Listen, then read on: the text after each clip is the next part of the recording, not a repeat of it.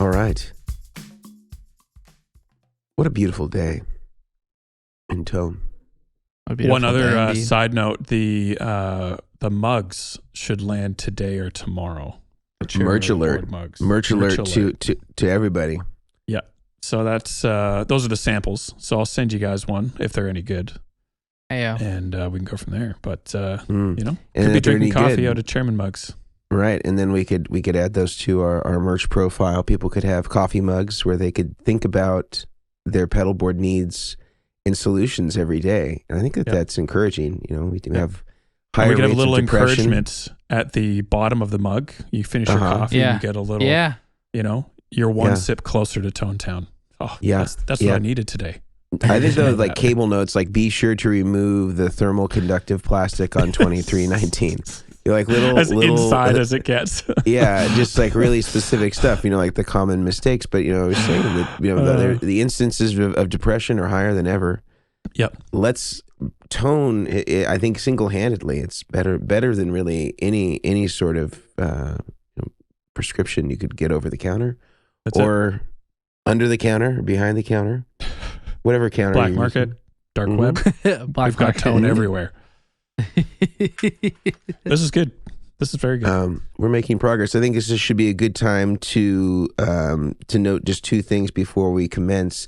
Is that firstly, if you really like our podcast, and I mean really like it, the easiest free way to help us is to write a review on iTunes. And I know that there are other platforms with which you could write a review on, but iTunes, for whatever reason, seems to be the reviews with which all other podcast apps seem to sort of seed their rankings.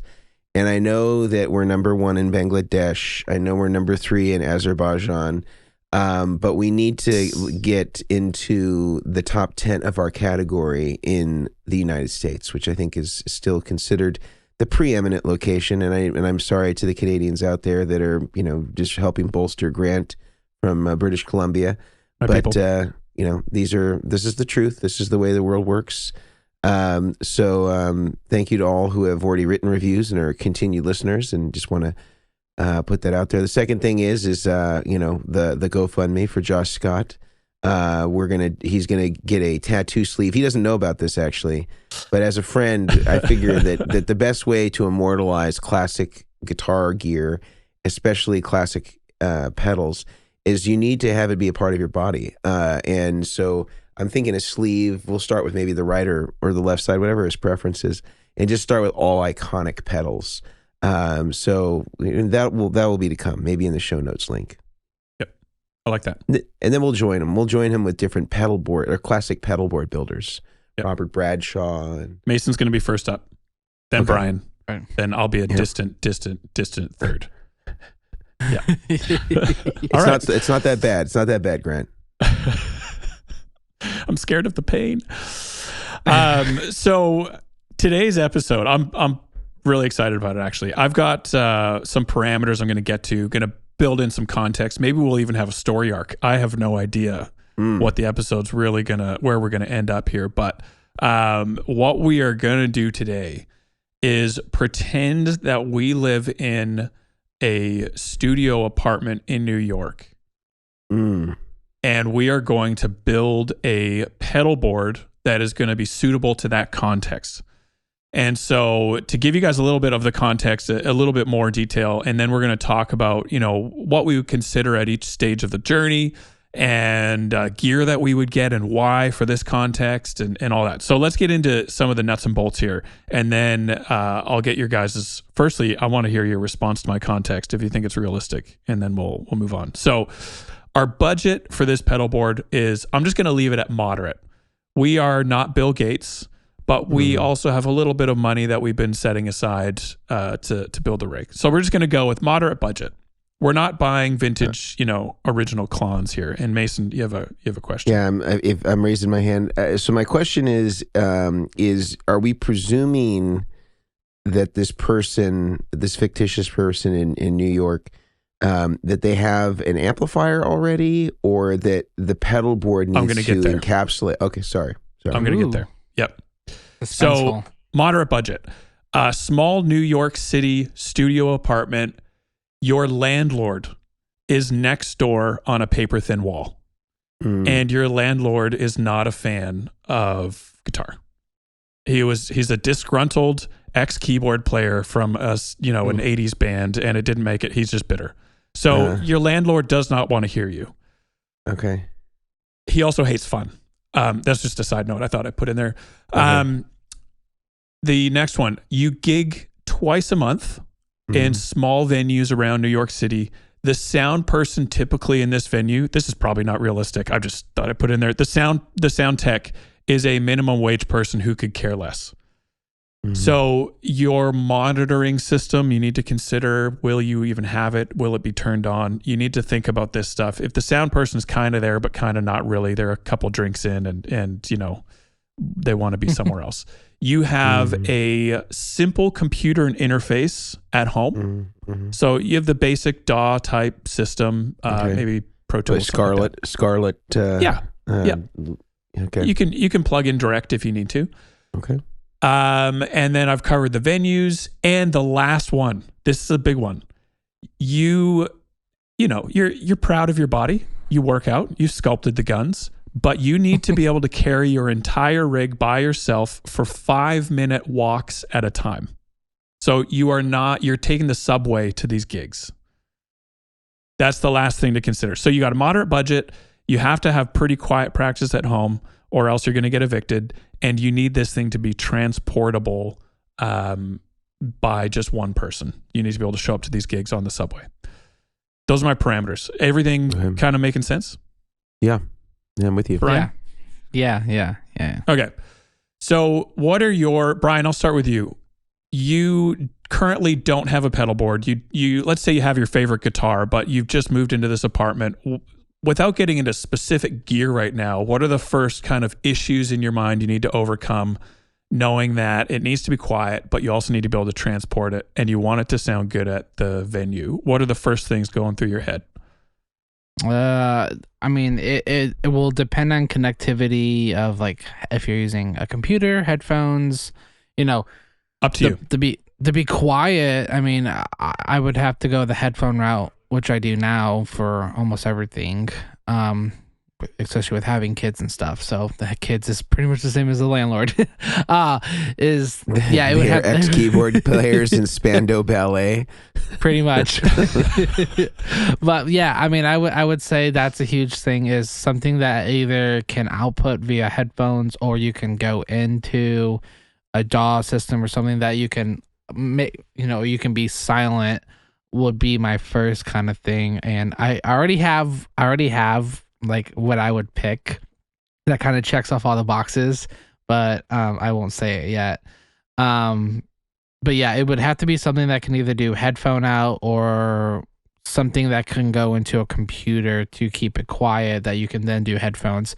Because doing anything that you're doing at a low volume, like if you're running a tube amp, even a tube amp, you're going to run it on the quietest setting possible, but that's not going to be the true tone that you're going to get. And if you go up any louder, what have we named the landlord? I was going to leave that to Mason to name the landlord, maybe fill out his character profile a little bit more. A good idea. Good idea. So Mason, should we hand over to you at this point and you can give your thoughts? Sure. I feel like the landlord's name should be Cletus. Cletus. Yeah, that's a good one. Cletus Van Dam. Ooh. Yeah. Okay. Killer. So Cletus, our disgruntled ex-keyboard player. He's a deep Southern Belgian. Wow. Yeah. Cletus up in New York. I feel like that would be immigrant from the deep south of Belgium. Wow. I think the reason he's bitter, he was in that Hall & Oates cover band. Right. Never quite. Right. That's HAULIN apostrophe Oates. It's the best oat trucking business in the tri-state area. This We're is a Hall & Oates. Total side, but the first time I heard about Hall & Oates, because I heard one of the songs, like, oh, I recognize that. Now I know what band it is. I went to look them up. And someone had told me, it's like, oh, that's Hall & Oates. So I only heard it audibly. I didn't see it written down. I went into Google and I typed in Holland, the country, oats, the grain, and I couldn't find them anywhere. And then eventually it was, last name Hall, like the reverb. notes, and I was quite embarrassed about that. But just thought you guys should know, and our listeners in Bangladesh, please don't taunt me for that one. So some of the things I wanted to bring up about this before we get into some of the specific gears, before we get into some of the specific gear, is how are you guys thinking initially you are going to get past the fact that you have a sound operator that you can't fully trust? Mm-hmm. Or maybe that's an unknown. Maybe that's a bit more of a fair way to put it. The sound operator is a bit of an unknown. In my mind, that's telling me I want to be able to, at the very least, be able to control my own monitoring, which means I probably need a real amp. That's what's going through my head, at least. I don't know if you guys would challenge that. But then I have the flip side potential issue. If I have a real amp, it's going to be harder to transport. And when I'm practicing at home, it's obviously going to be more noisy. Do you guys have any thoughts there that you would kind of initially say, "No, I've got a solution for that. That's easy," or are you with me in that it's a little tricky and this could be? Would you just not worry about the sound guy and just always go direct? I think for me, I have two different solutions. One would be like an aux box type, or these other boxes that you can pair with an amp that you can be silent at home, where you can turn off this, like, roll down the speaker volume. Obviously, there's other boxes. I have the most aux box, I think, experience, not of you guys, but I mean just of those types of boxes. I've used the aux more, but the fact that you can roll back the speaker volume, plug in headphones, and you can hear the full tone. Yep. And then when you get to the gig, you can roll up the speaker volume and you can hear both. You can even plug in a headphone. I've seen people run a headphone cable out of the aux into their own mold headphone and they can still hear themselves. So I think you could accomplish it that way. That would probably be like, even though it is more stuff to lug around, it is a silent way to do it, as well as a live speaker. I can crank it up. I'm not, I'm worried about the front of the house, not, making me loud enough in the house. So there's a couple of different things those things can do that I think are helpful. They're just heavy. The one thing that you covered, actually, that I had as a question in my mind was, how can I make sure I have it won't be perfect, but how can I make sure I have a semi-realistic practice experience at home that's a more on the silent side that will potentially replicate my real amp gig, and so I can set sounds, get a good feel for what I should be expecting, but obviously slightly different context and everything. And so I think the aux is a decent way of getting there, of using the same amp with a silent version at home, and then I can bring that same amp. I'm just obviously going into an actual speaker at the gig, or going more of a live sound. Mason, do you have any different approaches you take to this? My first instinct was to use an impulse response with some sort of reactive load. And you don't necessarily even need a cabinet, because I think the challenge is if you're having to transport the equipment yourself and you're in New York, you're probably taking the subway to get a lot of the places. I would try to keep it where you have your pedalboard potentially in one hand, or your backpack, or whatever means of transportation you have for that. And then you have an amp on the other hand, and so you're either talking about a small combo or you're talking about a head. And if you have a lot of unpredictability with the sound man, the impulse responses in reactive load boxes are great, because it's giving you a consistent sound that is predictable, that is measured, and you don't have to be concerned about variability in what you're practicing in hearing in headphones, because most of these boxes, whether it's my preferred one, which is the Sur Reactive Load IR, or the Fryette Power Load IR, I think are my two favorites. Those all have headphone outs, and so you can hear exactly what's going into the amplifier, and you can get as close to what your in-ears might produce, or you can even practice with in-ears if you have that option. and get a really consistent result with your pedal board and really not have to do too many changes to the way that you've dialed in your sounds on your pedal board. And those are all pretty compact and small for the most part. And you could get away with just a head and no speaker cabinet whatsoever. You just take the head and you're still playing through a real amp, and then you just have your the cabinet side is in microphones or digitally emulated. That would be my preference as somebody who is, heavily geared toward tube amps. I would prefer that, I think, to any other option. I do like in comparing the SUR reactive load versus the aux. The aux may have a few extra features. I don't know if the SUR has an app like the aux does, but I think where the SUR reactive load IR has the aux covered is transportability. Like you could fit that in the back of a Deluxe. You could just pop it in there. You could potentially even dual lock it into the side if it's more of a permanent fixture. And it accepts DC voltage, so there's not has a huge DI power out as well. Yeah. So I think that box is significant, like for the size of it, and we talked about this a couple of episodes ago. Just the size of it, the aux is a fantastic unit. It's big though. The power supply, the XLR jack, it's such a studio kind of thing. Like I've lugged it around to live gigs, and it's a lot. It's exhausting, like how much setup there is. Whereas the other box you guys are mentioning is significantly smaller. And the power is completely you don't always need all the bells and whistles, especially the app and kind of stuff. If you're never gonna touch your settings on that kind of stuff once you have it dialed in, it's kind of thing. There is the ability to be able to upload your own IRs to the SUR reactive load. It kind of has the standard 1x12, 2x12, 4x12 speaker combinations that you might see in the classic Fender Marshall, type stuff.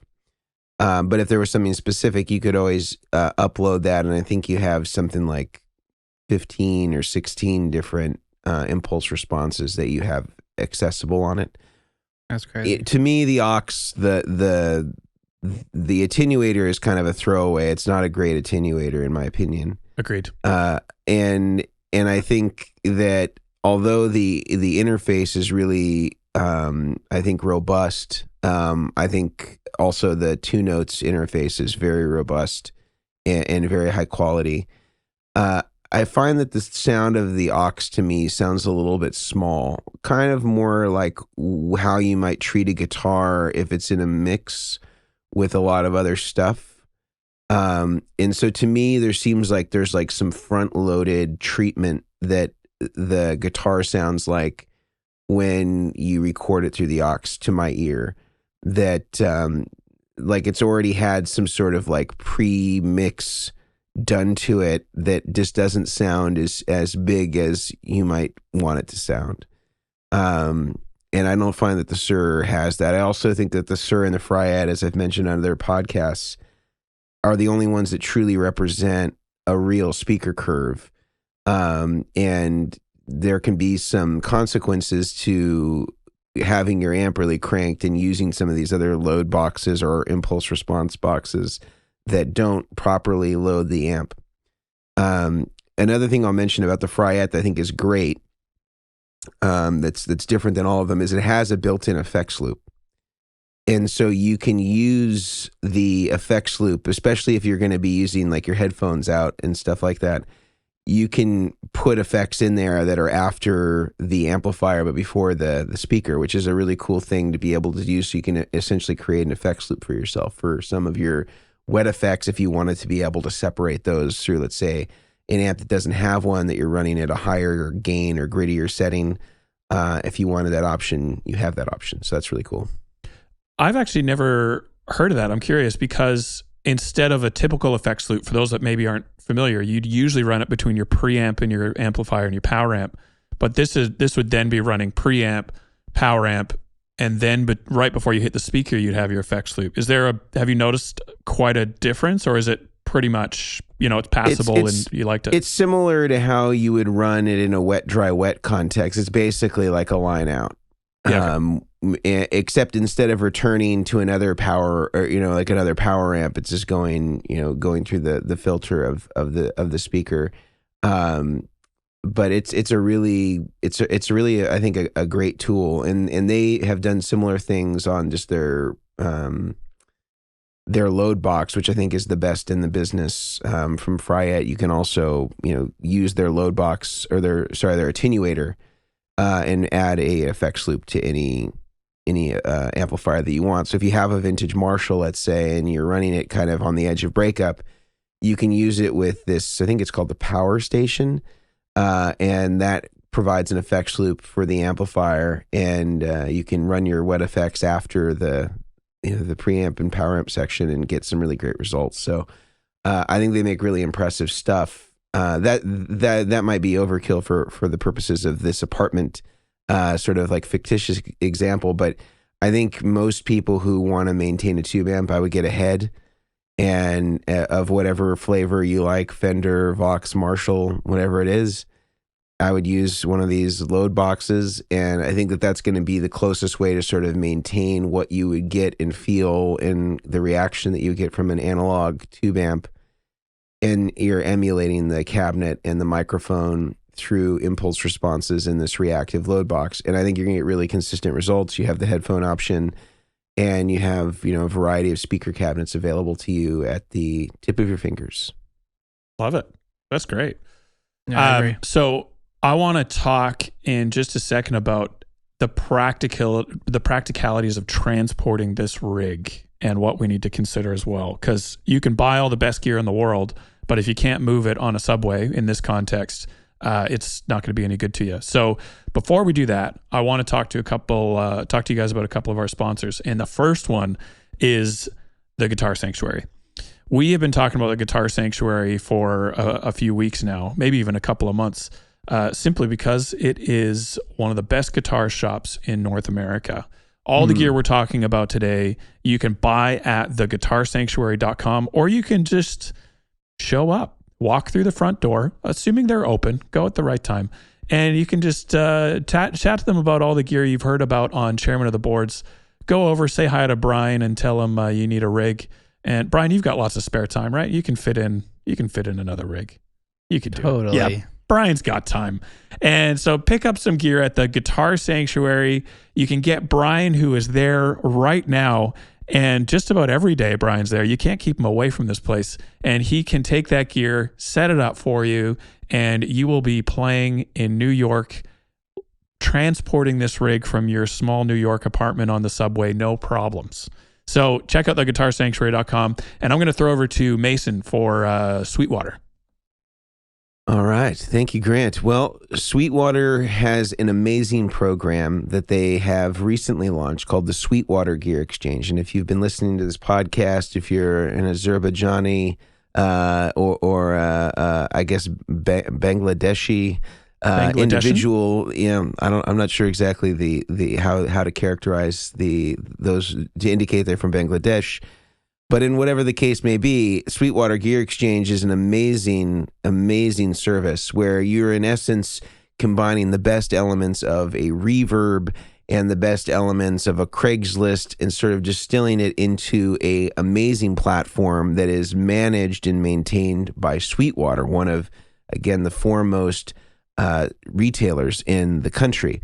And the cool thing about Sweetwater's Gear Exchange is that if you are a seller and you want to keep 100% of your profits and not have to pay any of the fees that are normally associated with selling to a third party like this, so long as you keep your earnings on a Sweetwater gift card, you keep 100% of what you make. And I've been selling some stuff. I'll show you right here if you're looking over on our YouTube stream. I'm selling some stuff right now. I've got a Wazacraft EC2W. I got a TC Electronic stereo chorus flanger pitch shifter. I got an original Marshall Governor. And it's super easy. You list the stuff, you add in your photos. Everything is super easy to do. Once you sell your products, then you can get a rating. I've got a couple of feedback ratings so far, and I'm going to continue to use this service. I really love it. I feel like I'm saving up to get a Dr. Z rec. The train wreck sound is something that I don't have in my home studio here. I think that's going to be my next amp.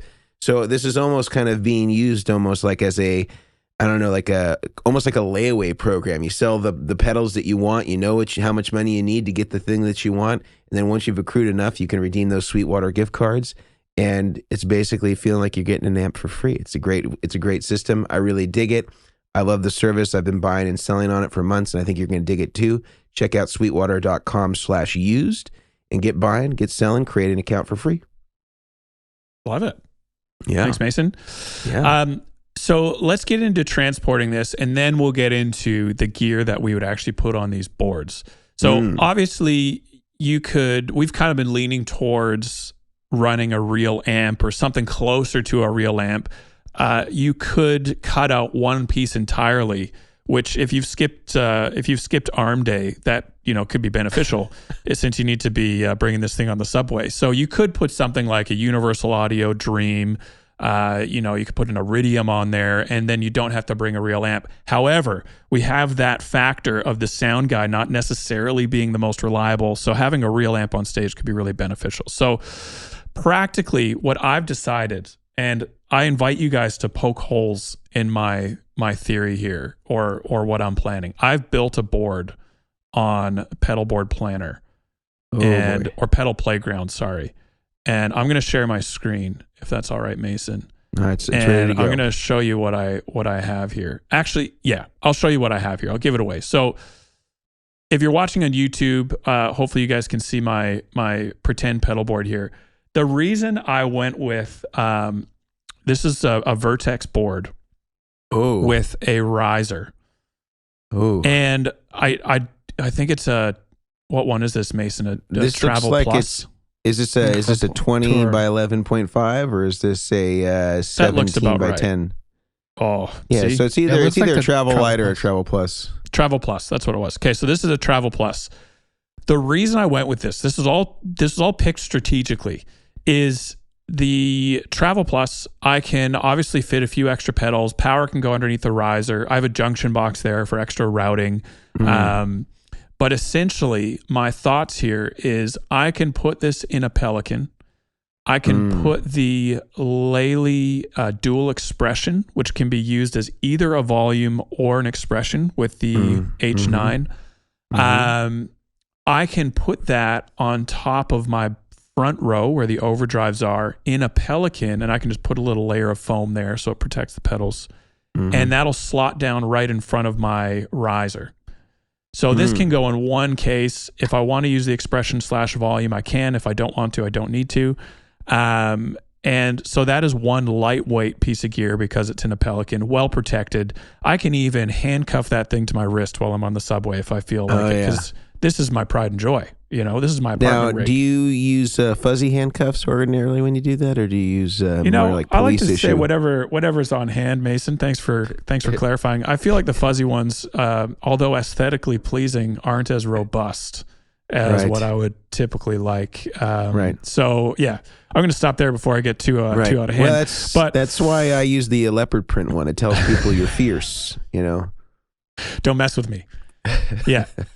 So that's my thoughts there. And with the Pelican, I also have extra room for cables. I have extra room for all that. On my back, I would be using a mono guitar case, a soft bag. So I can use it as a backpack for my guitar. Smart. Right hand, maybe we have the Pelican with the pedal board. Left hand, I would have a small combo amp. I would probably do a deluxe. Or maybe, if I'm feeling really, really daring, I might go even a little bit smaller than that. But I'm picturing myself with a deluxe in my other hand.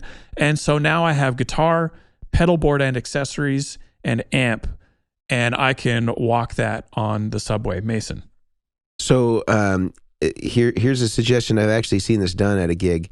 I've seen guys who use like Pelicans or SKBs or Gators, and they put their amp head like on top of the case, and they kind of bungee cord it to the handle. So like you can have basically your pedal board case as a dolly for the head.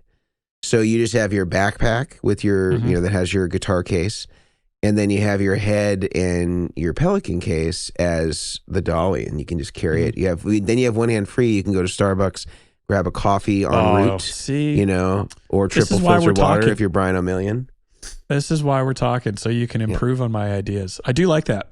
The trolley idea is a good one. I was thinking of just being able to carry it. So I always just, when I go, in the subway in my mind, I'm going up and down stairs. Right. But there's probably going to be an elevator, an escalator. A dolly will probably be a great choice, actually. There 100% has to be, because it has to be handicap accessible. Yeah. Well, there you go. See, you can tell my New York experience is actually 0. So that's why we're talking. So we can make this as realistic as possible. So that's how I would transport it then. I would do what Mason's saying. Either go with the head, or if I need to go with the deluxe, maybe I'll just get my They make extended dolly handle. They make a deluxe head. Yeah, they do. There you go. Yeah. Perfect. And then the reactive load could then go in the Pelican, and Bob's your uncle. Or Cletus is your landlord, as they say. Right. So yep. How about you guys? Any other thoughts or improvements on transporting before we get into some of the gear here? Yeah, I was gonna share. When you were talking, I was Googling a couple things. So, like you were talking about cases, there's a couple different routes, like cases that you could go. You could do the pluck and pull and everything. The cool thing about the pluck and pull stuff, if you're watching or listening, what case is this? I don't know if I've seen this before. I searched SKB case, I think, and this is what it came up as. And so is this like a rip off of an SKB called Condition like 1?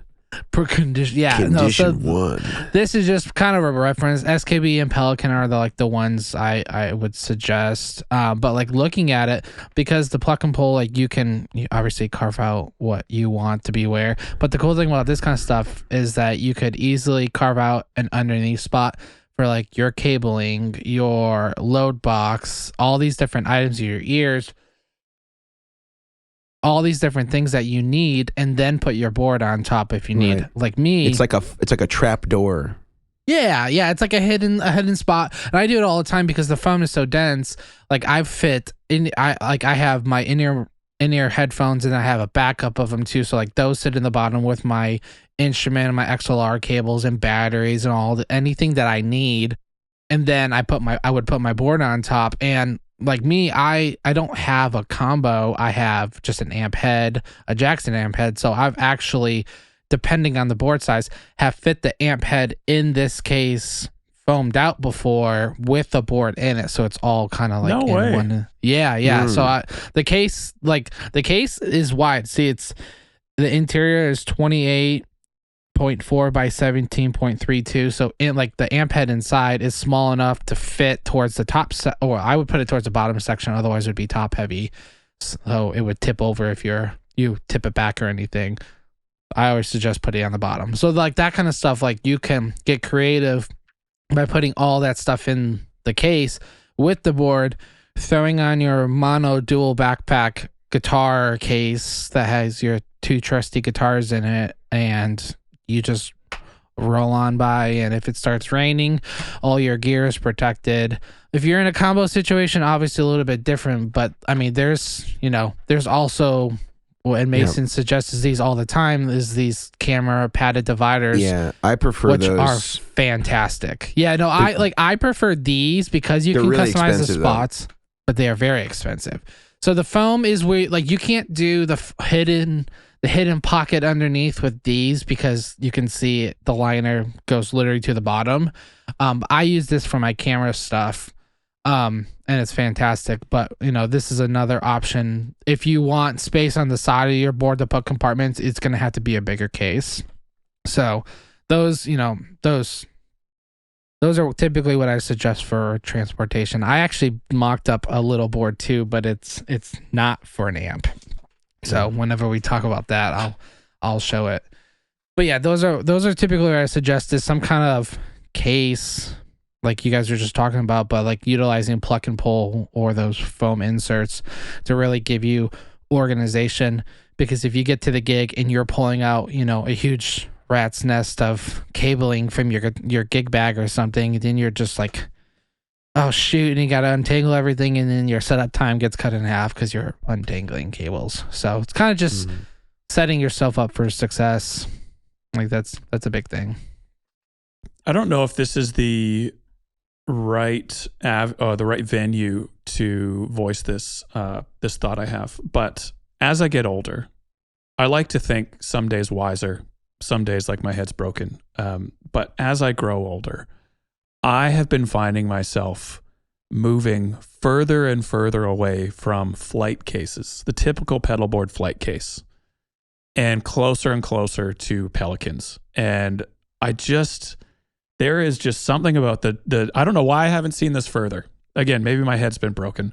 Why I haven't seen this earlier, sorry. But the Pelicans are just so light. They're so strong. I think they're waterproof, or at least very waterproof enough for any rain puddle situation you would find yourself in.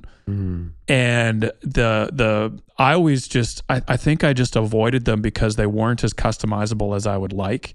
But now I'm just finding myself going to like, just get a Vertex board, make sure, like, cause those all fit the Pelican sizes. So it's just, you're ready to go. But having the extra storage underneath or on top or however you want to do it, but not adding this like tons of extra weight like you really need to with a flight case it's just doing my heart good. And being able to chuck it, for my case, this isn't the NYC example, but for my case, throwing it in the back of the car and not finding myself like damaging my car because my flight case is so big and heavy and it's taking gouges out of my trunk or my bumper, which did happen when I always did that back in Sydney. I think the Pelican for me, even without the NYC option, just in general, is where I just want to be. And I really appreciate how strong and light they are.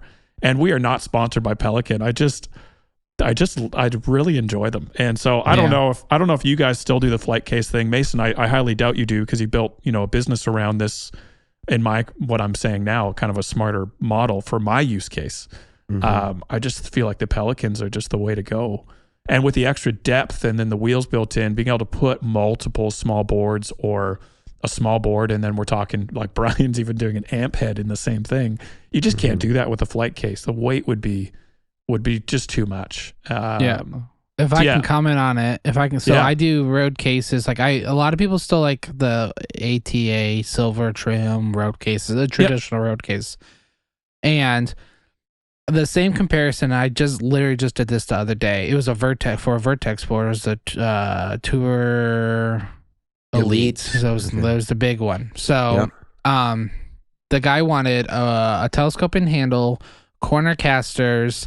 He wanted to drop the board in, but he wanted space underneath, so he needed extra foam, but he also wanted these certain type of latches, and he wanted it blacked out, and there's all these like extra things. I'm like, all right, so between all the custom upgrades and everything, and it's like a 6 to 8 week wait to get the case, it was like $750, I think it was. Just for the case. Just for the case, and then you have to wait almost 2 months. Because they just take time. Who's making this case? I had a couple quotes from a couple different people. I had one from Creation, which was a little bit cheaper because of their material, but their weight, they have just a lot of cases that do. So I got a quote from a couple other companies, and their material was heavier. So like these cases were like double the weight of like a Pelican or SKB. Laminated ply, right? Yeah, but it wasn't like so like Creation does like this flight panel, so it's like this honeycomb, so it's lighter, which is great. And I order them all the time, but some of these other ones were using like a even thicker wood.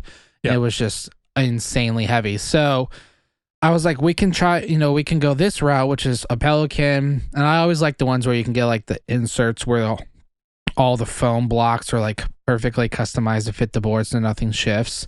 And I was like, this one is only $450, let's say $450 or whatever, and I can get it in the next couple days. And they're like, oh my gosh, why? Like, what's the difference? Does it have less stuff? I'm like, no, it has corner wheels on it. It has a telescoping handle. It has locking latches. It's waterproof. If any of the hardware, and this is something I found out with SKB, maybe Pelican does it too, but like if a handle breaks or a wheel breaks or something breaks, there's like there's a warranty. The guy was saying, it's like, well, yeah, we'll send you out a replacement, and it's really easy to swap it out.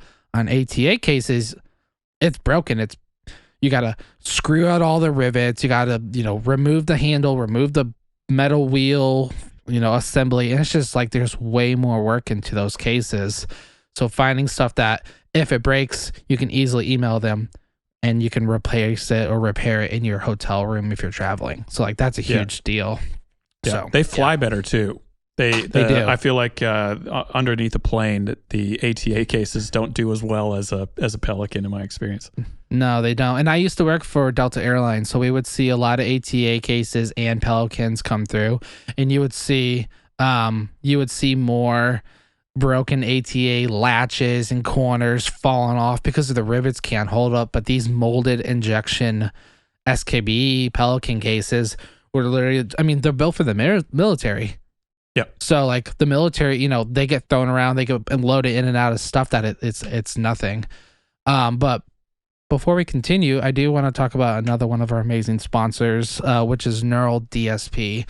The great thing about Neural is that they have a great quad cortex all-in-one unit, which I'm sure we'll bring up again shortly in the podcast, as well as amazing onboard plugins for your computer. So if you're a studio guy that needs really consistent, great plugins, can't go wrong with Neural. And if you need it all compact in one system, backpack, put in a backpack, grab and go, the Quad Cortex is for you. They have an amazing code for 30% off all of their plugins. Doesn't apply to any of their newest released ones. Those are always available about 90 days after they are released. But the code is Chairmen, CHAIRMEN, for 30% off all of their plugins. Check them out. Go get some plugins and try them out. I'm going to throw it over to Grant to talk about another one of our sponsors. I'm going to tell you guys about monocreators.com. We've already actually talked about them a couple times in this episode as far as transportability goes for the NYC rig. If you need to get moving around the city and you want to save a hand, which I always do, coffee, hamburger, whatever it is, you can get a mono soft bag for your guitar, or Brian would, in his NYC rig, get a dual. Must be nice, Brian, having 2 guitars over there for the gig. And chuck those on your back and you're good to go. And the thing I love about these is they're so robust. You can get the mono backpack for a guitar. You can get an actual mono backpack for your accessories or your camera gear. The pedal boards also come in a soft bag and have tons of room underneath for extra pedals, junctions, power, all that type of stuff underneath their pedal boards. What an amazing range of products they have. And they actually just came out with some power supplies. I haven't had these in my hands yet because they're so new, but the power supply specs look great. And so they're coming out with incredible products, and no doubt the power supplies are great as well. So check out monocreators.com. Use the code Chairmen, CHAIRMEN, for 10% off your order at monocreators.com.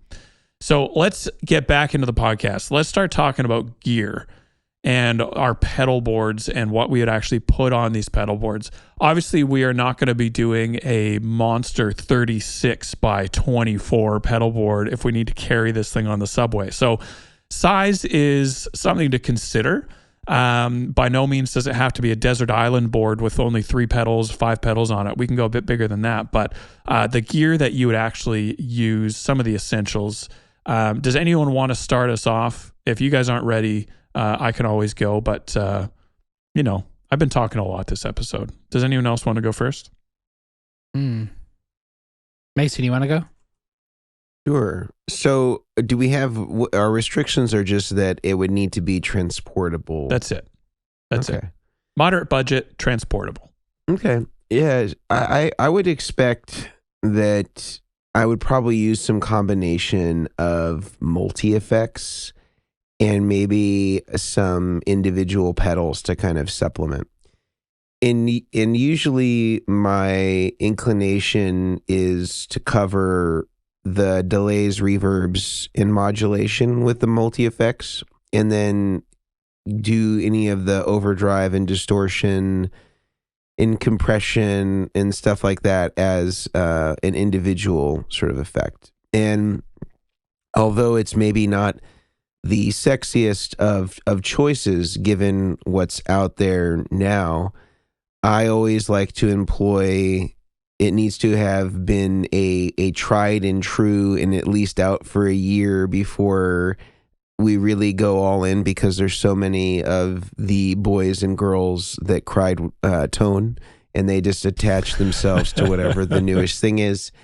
And sometimes that doesn't have any staying power, so I think that the multi-effects that I always come back to, call me crazy, but it's validated by some of the finest individuals in the Nashville session scene, including Uncle Larry, Tom Bukovac, the Line 6 M9. Got a lot of great sounds in it. It's got great delays. It's got great reverbs, the modulation, chorus, all that stuff is all pretty great. And so I would say that I would probably use an M9, and then I would supplement with a few different flavors of overdrive, maybe something like a Tube Screamer or a Nobles or a Rat or a Timmy or a Lightspeed, some combination of maybe low, medium, and high gain to kind of have there. And you can fill in the blank as far as like what alternatives for those might be for your specific flavor profile. Probably a Vertex boost, because that ends up on most of my pedal boards, as it does on Uncle Larry's. And I'd probably throw a volume pedal either on or off the board, depending on the space that I have. I'm perfectly happy with an Ernie Ball VP Junior. I'm happy with a Dunlop Volume X. Again, if I'm attaching it to the Vertex Boost, the volume is sort of irrelevant as far as what the brand is. It's just kind of there as an expression pedal and acts as a volume pedal. And quality buffer interface, whether that's a Goodwood, whether that's a Vertex one. And I feel like I could probably get away with most gigs with some combination of that. Maybe I'd add a compressor, depending on how cool I wanted to be. I could go as simple as a Dynacomp. And it's got two knobs and the truth, and you're ready to go compression wise. I think that would be something I feel confident that I could do most gigs with, a couple of overdrives at staggering gains, a boost, a compressor, and an M9, and go into the front of the amp and clean amp and have fun. Love it. I like that. That's great. Yeah. So I did a mock-up actually. Yeah, earlier on. Look at you guys overachieving. I'm such a visual person with this kind of stuff that it just makes sense. Mine, I built around it being used with a amp or being like a direct in source. So this is what I would go with. So it'd be on the Travel Plus from y'all, with all my favorites. These are like my favorites. Tried and true. No riser. No riser on this one. No riser. I want to keep it as low profile as possible. I like that. Because I can slip this into the DJ backpack, which I currently slip my Quad Cortex into. And then when you're doing your DJing on the weekends, right? There we go. What is your DJ name, by the way? It's Omilion with 2 L's, because that's where you make the. Because you can afford it. I can afford it because DJ gear. But I don't know. But for like me, it would be like not a simple, but like, tried and true TX interfacer by yours truly. Going into a protein. I love the protein for the both sides of it. The great thing about it is because it has the TRS inputs, I could wire, in different order if I really wanted to, or put the boost in between it. There's so many different options it can do. And I just thoroughly enjoy the sound of it. Obviously a Vertex boost, which that's where the volume would be running into. What's the deal with this volume pedal with the tuner in it? So A3 Custom is the name of the company that makes the volume. They did a Polytune mod, so they can do a Polytune, or I think they did a Boss TU 2 or 3. They've done sonic research. They've done different tuners. It's like that Chernobyl tone DVP4 or whatever, where he puts the Polytune in it. They just did one for theirs. So I would do something like that, just for real estate purposes, to keep it as compact as possible. And this is on their mini volume, so it's small. Cool. I have one. So I mean, it's It's small, like it fits in my hand. So I would go with that. A good old tried and true Diamond Comp Junior, which they're back. So this is their old version. So their new version has a fourth knob, if I can recall. Nova, obviously for me, it's going to be a Nova delay. For really simple, I've always I literally have my Nova delay sitting right here on my desk, because as much as I love the Timeline, I love the L cap, and I love all these other pedals that have done stuff, I've always went back to, if I'm not using the Timeline, I have a Nova delay. There's just something that I've always, it was my first delay pedal. Do you keep it on your person? I was going to say, rumor has it, Brian actually has a Nova delay on his keychain. Yeah. Well, Texas is in a open carry state, so he could Nova delays everywhere you go. Yep. He's got a little harness for his Nova. If I pull out my keys, it's just right there. No, I always have one. Even if I'm not using this one has a broken LED, it still works. But so it was my first delay pedal. It was just one of those things. So I bought it because Nigel Hendroff, which Grant is very familiar with, he had one, and I was like, I gotta have it. I gotta try it. It was the first delay I had, so I would go with that. I've always loved the Flint. I've always said when the Flint came out with a MIDI version, I would get it, and now they did. So luckily, there's nothing on here that's MIDI that I would have a controller for. But it's really simple tremolo. I don't use a lot of modulation. And then I would have the good old ACS one for the compact size of it, and just the fact that overall it's really customizable. Has a headphone out if I need to play in my apartment. So my landlord, Jedediah, whatever we said his name was. Cletus Van Dam. So he can't hear it. But then I can also, if I needed to, and if I'm at a gig and I needed to, if I didn't trust the monitor guy to do the right mix, I could run an extra long headphone cable into the unit while still going out direct into the house with a direct box on the side. Or I can bypass the ACS1 and go straight out of the interfacer into an amp or 2 amps or whatever I want to do. So this really just allows for all the options. The reverb can be set up to have a favorite reverb if I put a favorite switch somewhere. But this is probably as bare bones simple as I would go, kind of really compact travel. If I could fit it in a case with an amp head if I needed to. There's all these different options, but this keeps it compact, carryable, double guitar on my back, and I'm off onto the subway. Love it. That's a great board. Yeah, so I'd keep it small, and I've had all of these pedals too.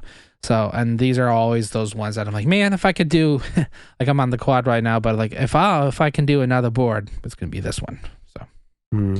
And one thing I was curious if you had experienced, talking about the modulation side of things, have you had the Flint with MIDI for quite a while? Actually in real life, have you used it quite a bit?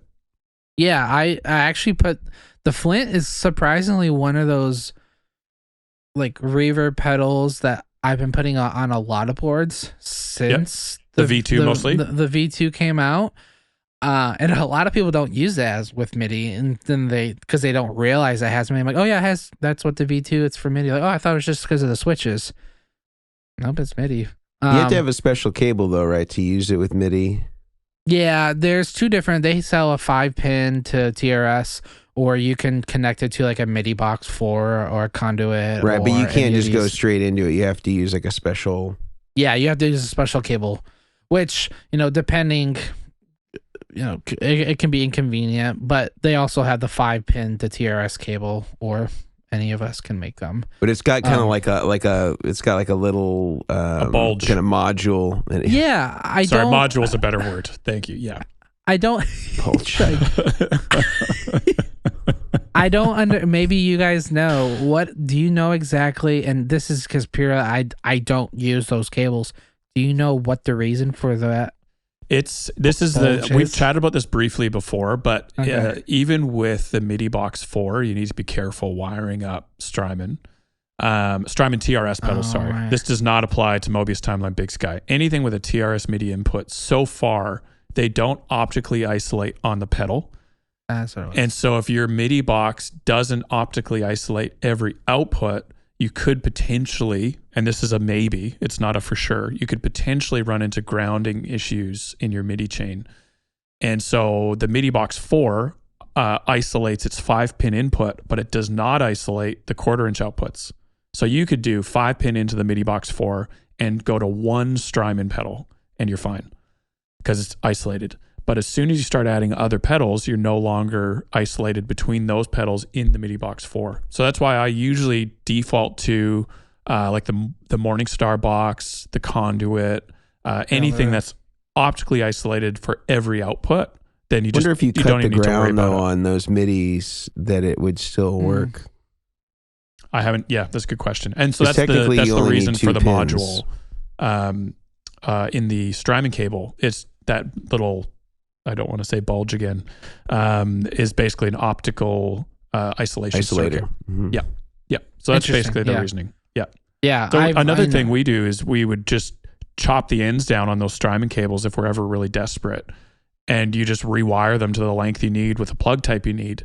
And you're good to go. So long as it's MIDI type A. And what's and is the pinout still like 1-to-1? Like, are you just recording before you cut which pin is going? Like the tip is. Yeah, going I have to it pin written 2. down somewhere because it wasn't Yeah. super obvious, and you can't use a Yeah. multimeter because the isolation circuit will stop the multimeter from doing continuity. So it is MIDI type A, and you just basically pay attention. And I remember the first time we did it, we had to do a couple tests, and then after that, wrote it down. We were fine. Well, that's the cool thing about like the MIDI boxes and the Conduit and stuff is that they have different settings. There's some stuff that like, let's see, like, I have to figure out like a Chase Bliss, and it just says, down, up, down for this, or up, or down, all anything. That's awesome, except when you have to sometimes build the cable and you're like, yeah. But yeah, no, I agree. Yeah, it's a very common pedal to go on a board because of the MIDI, but people typically forget that it has MIDI, and it's like I'm like, man, like the reverbs. I've always said like the reverbs, and it just sound really great. I've had big skies, I've had tons of big skies, but there's something just so like not. I guess would say cozy. There's something cozy about the flints and the reverbs of it are just like, I'm not a crazy like I use a washy reverb for some swells and stuff, but like I don't want anything crazy or extra modulation and stuff. There's just tons of stuff on it. But yeah, so that's what I would say. And the Flint has a bit of a cult following as well. So, I mean, if some people love the Flint, they will always love the Flint, and it's just a great pedal. But I want to tell you guys about my board and some of the choices I made and why. But first, Brian, can you tell us about Bestronix, one of our sponsors? Absolutely, yeah. Bestronix, simply the best. I think I say it every single time, just because they are, they're not. Yeah, they're kind of like a one-stop shop. When I need cable looms, or I need racks, or racks with cases, or